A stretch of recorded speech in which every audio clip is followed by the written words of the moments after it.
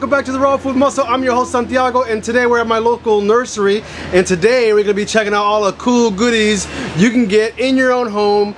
Plant your own gardens, plant your own trees. They're going to have all kinds of cool stuff in here. Let's go inside. This place is like a candy store to me. Come on. Alright, so one of the biggest things people tell me is that they don't have time to be gardening, to be taking care of the garden because they're too busy with school, with work, and all that kind of stuff. So one of the things you can do, and one of the easiest things you can do, is plant your own fruit trees, from an apple tree, from a plum tree, to a pear tree. And over here they have so many different varieties. Check out all the different varieties of apple trees that they have in just this one area. Okay, now you can go in your own local nursery and check out, see what they have here. But over here they have red Fuji apples, they have red delicious apples. Further down they have golden delicious. I mean, and some of these already have fruit on them, like this guy already has a fruit on it. Usually on each one of these trees they'll say on the back of it how deep you want to plant the roots and the soil you want to put in, and you want to mix in good rich organic soil, and definitely don't put any nasty toxins in there. What about pollinators? Does it talk about pollinators? This one doesn't really mention a pollinator. Pears, depending on the kind that you get, some fruit trees will need a pollinator, so you have to be careful with that. Like some apple trees, like a red delicious, might need another red delicious or another type of apple tree to pollinate. So when you're buying something, it's usually, even if it doesn't need a pollinator, it's a good idea to get another one anyway, because it'll help produce more fruit. So, but definitely what you want to do is make sure that if you're finding or picking a particular apple tree, read to see if it needs a different a pollinator, so that way it can produce fruit. So let's go ahead and check out some of these other ones over here. And as you can see, this one has all kinds of fruit already on it. I mean, it's got all kinds of stuff over here. And this one is a, let's see if we can find it.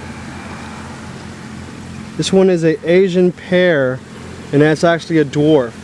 And the good thing about a dwarf tree is that if you don't have a whole lot of space to work with, and you don't want something getting really big, you know, I don't know, 20 feet tall, you can get a dwarf tree and keep it at a reasonable size, you know, maybe like 8 feet tall. That way you can reach to all the fruit very easily, as opposed to needing a ladder or climbing up a tree or something like that to get to the fruit. So dwarf trees are definitely, I think, are a good option, because it allows you to grow more trees in a smaller space. Alright, so another thing you can easily grow is some kiwis. Are awesome, amazing, beautiful fruit.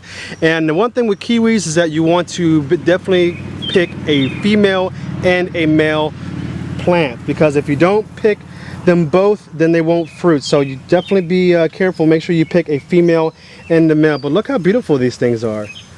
And they grow like a vine. So again, it's one of those things that are really easy to grow. You just put a trellis or something over by it, and it'll just kind of grow in between it, and it'll be a really easy thing to do.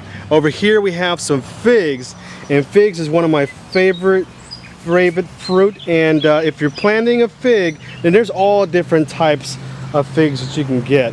But the one thing you definitely want to pay attention to is how much space you have around for the fig to grow, because these things will grow big, they will grow wide, and they preferably like to be trimmed down in the off season, because they just like to have that foliage when they start growing again. So and they also like to be up against like a wall, you know, facing the sun, because they just love that heat, man. Something about figs, they just love that heat. So take a look at all these different figs. Some of them even have the figs on them that are growing.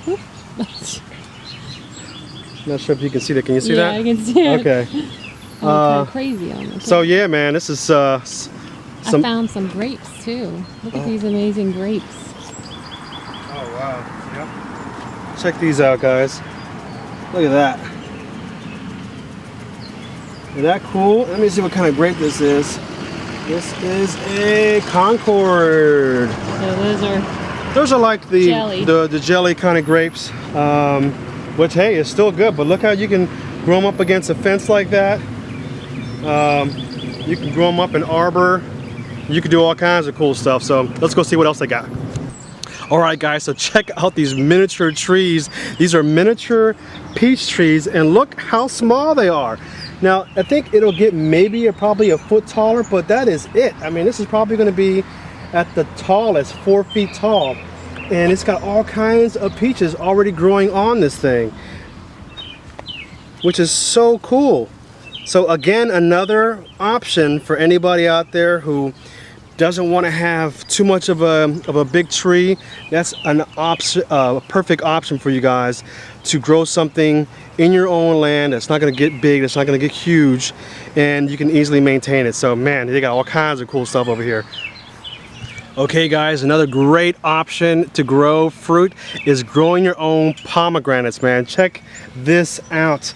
Look at all these beautiful pomegranate trees, and this one even has the fruit already growing. Look how tiny that little guy is. It's absolutely amazing. And pomegranates is one of those things that I wish I had already huge in my gardens, in my yard. So this is something I'm definitely considering to get, but not today, unfortunately for me. But I wanted to show you guys all the different cool blueberries that they got over here.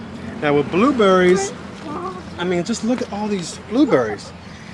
The same thing with the whole blueberries is that you want to make sure that you look to see if you need a pollinator with it. Okay, so all these, there's so many different types of blueberry. There's blue corp over here.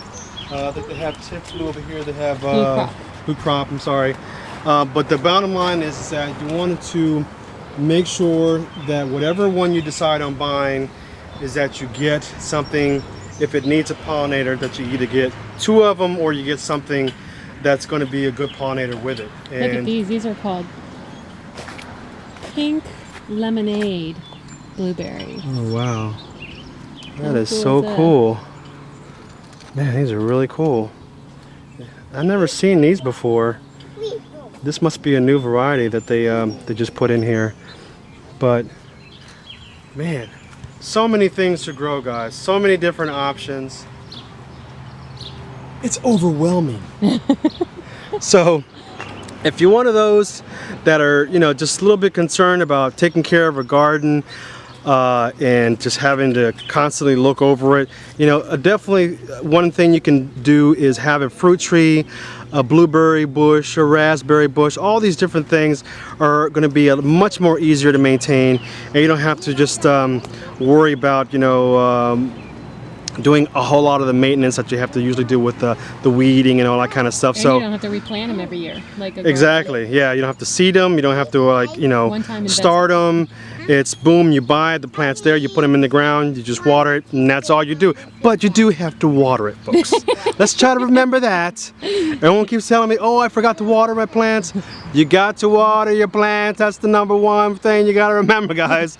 All right, guys, so if you're looking to grow your own food, you're looking to take one step towards sustainability, this is one thing you can do. Get some blueberries, get some apples, get some pears, get all kinds of fruit trees and bushes, and you'll be taking one more step closer to sustainability, guys. All right, that's it. I'm out of here. I'll see you guys next time on the Raw Food Muscle.